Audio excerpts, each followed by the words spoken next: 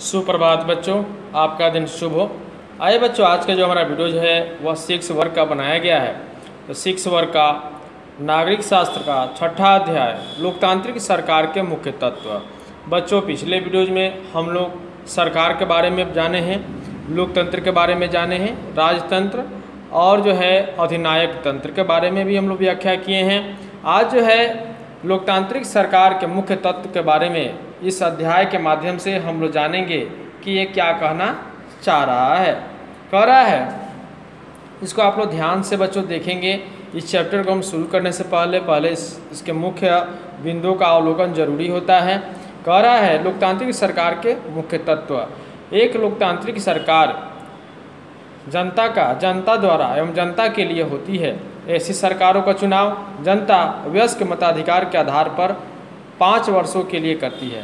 बच्चों, आप लोग को जानना चाहिए कि यह एक उक्ति है, उक्ति मतलब होता है सुक्ति से कोई लोग जो है बोलते हैं, वो जो है सटीक परिभाषा होती है जो कि अधिक लोकमान्य हो जाती है, उसे सुक्ति कहा जाता है। तो यहाँ पर देखेंगे कि एक अब्राहम लिंकन जो थे, जो कि बहुत ही बड़े अर्थशास्त्री भी थे, वे जो है इस उक्ति को दिए हुए हैं कि जनता का लोकतंत्र जो है जनता द्वारा एवं जनता के लिए शासन व्यवस्था होती है। इसमें इस कोटेशन में आप लोग देखेंगे कि इसमें जनता के शक्तियों के बारे में व्याख्या की गई है, अर्थात लोकतंत्र में जनता सर्वोपरि होती है। इस बातों को इस उक्ति के द्वारा आप लोग को बताई गई है।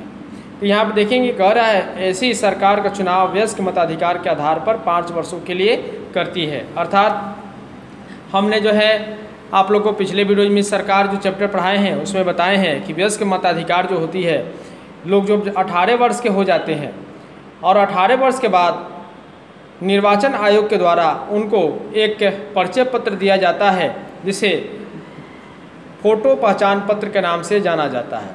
वह पहचान पत्र जो है उस व्यक्तियों को निर्गत किया जाता है जिनकी उम्र सीमा 18 वर्ष की हो जाती है या 18 वर्ष से अधिक होती है। 18 वर्ष से कम उम्र सीमा वाले व्यक्तियों को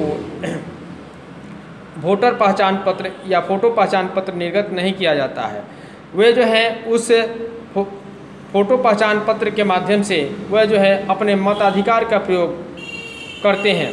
जो भी लोकतांत्रिक जब चुनाव होती हैं जिसमें बहुत से जो है कुछ सब छोटी इकाइयाँ होती हैं, कुछ उससे बड़ी होती हैं। जैसे मान लीजिए लोकतंत्र की सबसे छोटी इकाई को जैसे ग्राम पंचायत की होती है, उसके ऊपर आप लोग जैसे जैसे बढ़ते जाएंगे, जैसे नगर परिषद, जिला परिषद, ठीक ना, MLA, MP, ये सब जो है उससे बढ़ते हुए क्रम में होते हैं।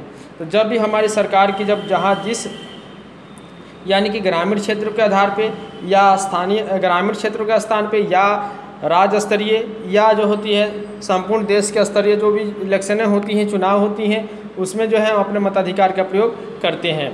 देखेंगे यहाँ पे कह रहा है इस प्रकार लोकतंत्र पूर्णतः जनता द्वारा चुनी गई सरकार होती है।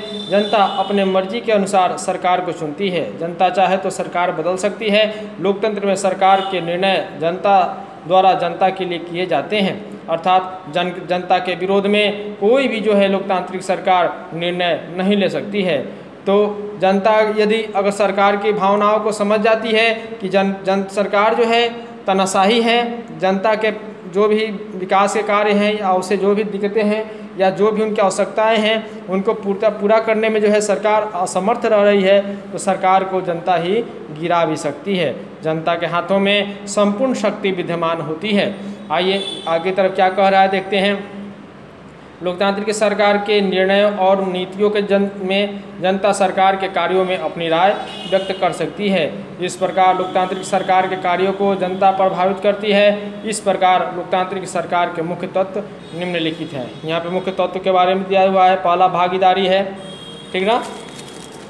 अगला जो मुख्य तत्व हैं वह हैं स्वतंत्रता, दूसरा है विवादों का समाधान, चौथा है समानता एवं न्याय। तो इस प्रकार बच्चों जो भी हम चैप्टर्स जो भी टॉपिक्स आप लोग को बताए हैं उस टॉपिक्स को आप लोग ध्यानपूर्वक पढ़ेंगे।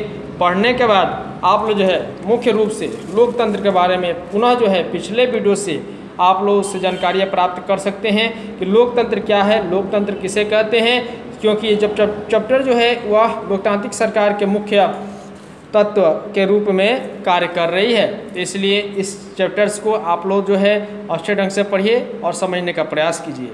बच्चों, आज की वीडियो के लिए इतना ही रहा। मिलते हैं अगले वीडियो में कुछ नए बातों के साथ, कुछ नए प्रश्नों के साथ। तब तक के लिए धन्यवाद। जय हिंद, जय भारत।